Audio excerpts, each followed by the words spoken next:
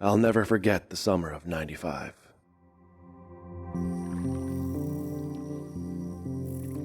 I was 13 that year. A heat wave had set in, making it one of the hottest Julys on record. The house I grew up in on Lake Michigan didn't have air conditioning. Most of the time, that was fine. At night, a breeze would come in off the water, so just an open window was usually enough to cool things down and sleep pretty comfortably. But not that summer. That summer was different.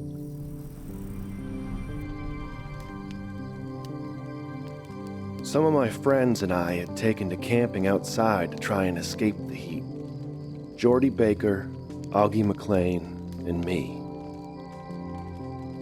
I don't know if it really made all that much difference. I think maybe we just liked being together. That made it easier to get through. I can't remember the first day I met Geordie.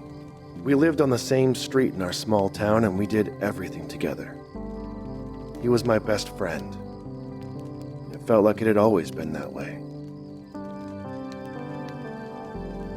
Augie was a quiet kid back then, but you wouldn't know it when we were alone. So much so that his big mouth got us kicked out of my backyard.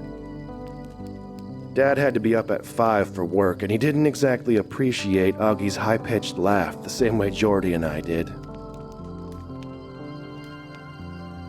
There was a clearing in the pines behind Geordie's house where we used to hang out sometimes, so we decided to set up camp back there.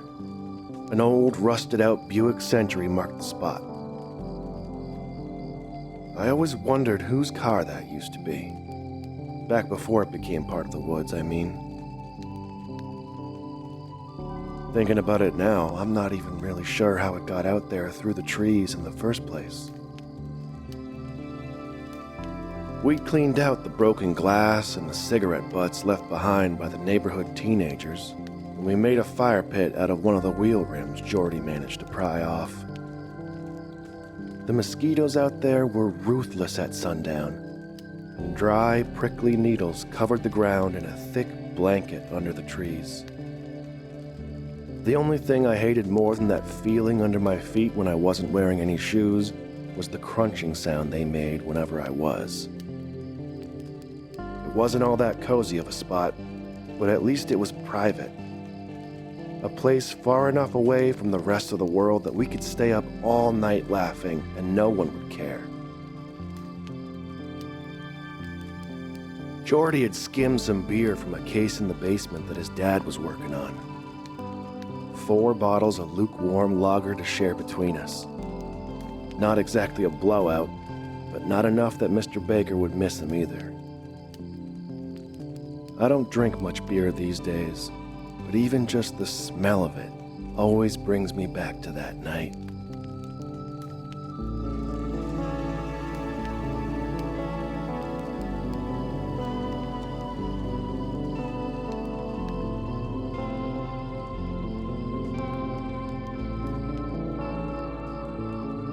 The hours slipped past as we stoked the fire, talking about nothing in particular. That half a sip of beer must have gone right to Augie's head as he called it a night pretty early on without even finishing 1 bottle. We didn't mind. More for us. At some point, Geordie brought up what happened to Pike Lister.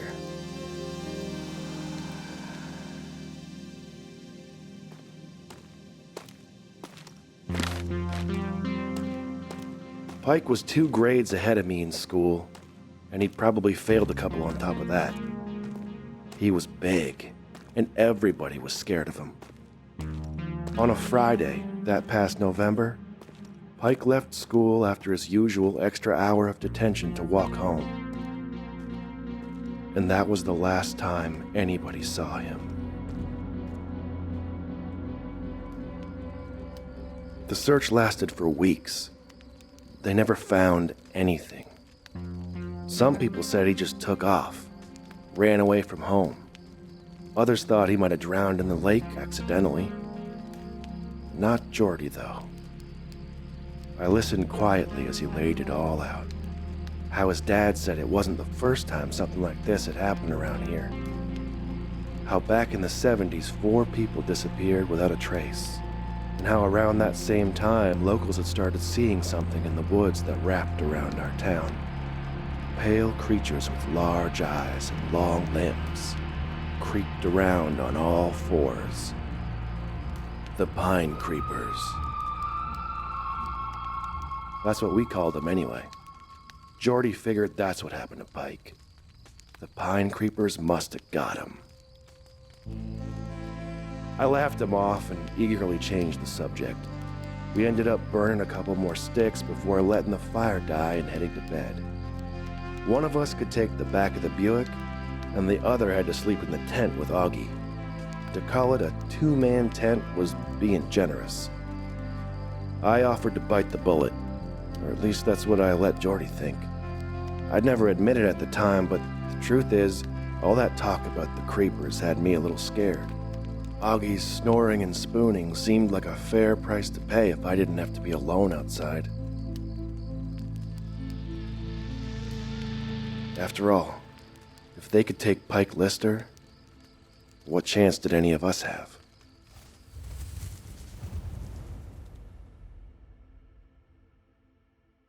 I'm not sure what time it was when I woke up.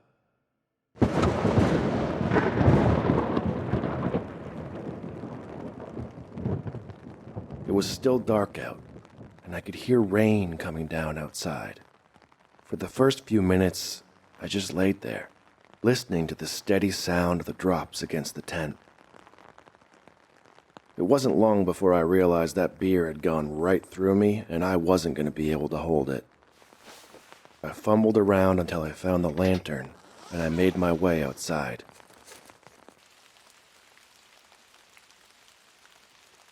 The night air had cooled down a bit with the rain, which felt nice.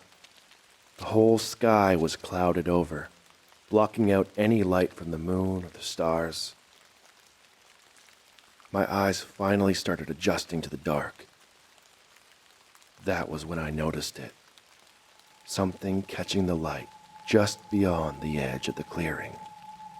A dim, reflective shine that flickered as I moved the lantern.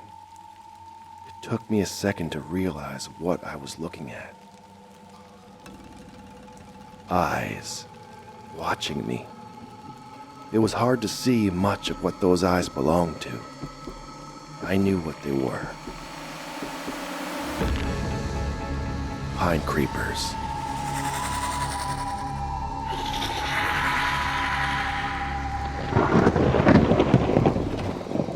My pulse pounded in my ears as we stared each other down. I carefully started backing up, never once looking away. I wanted to turn and run so badly, but just kept slowly taking one step after another.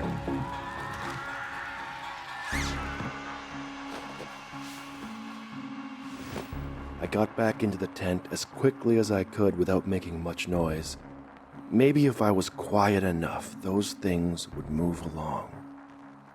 I thought about waking Augie, but didn't want him to freak out and draw attention to us.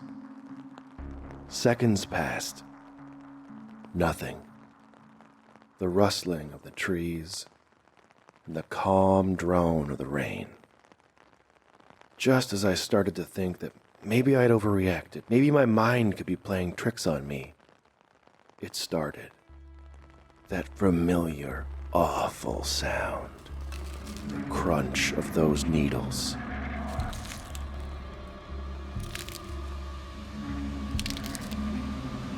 There was something moving around outside the tent.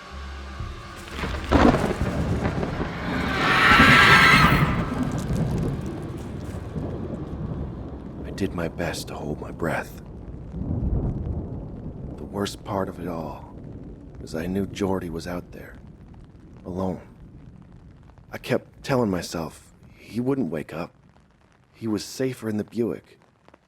That I should stay still, stay quiet. I laid there, and I kept listening for what felt like forever. I was too scared to do anything else. I never woke up Augie. I never called out to Jordy. I never did anything.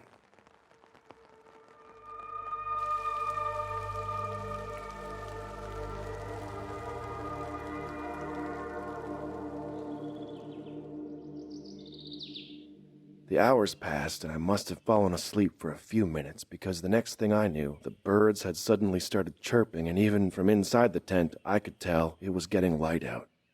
I gathered any bit of courage I had, threw the sleeping bag off, and gave Augie a shove.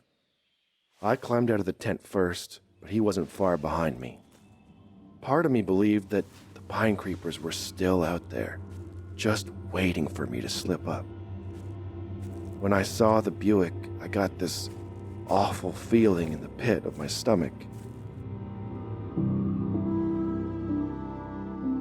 It was empty.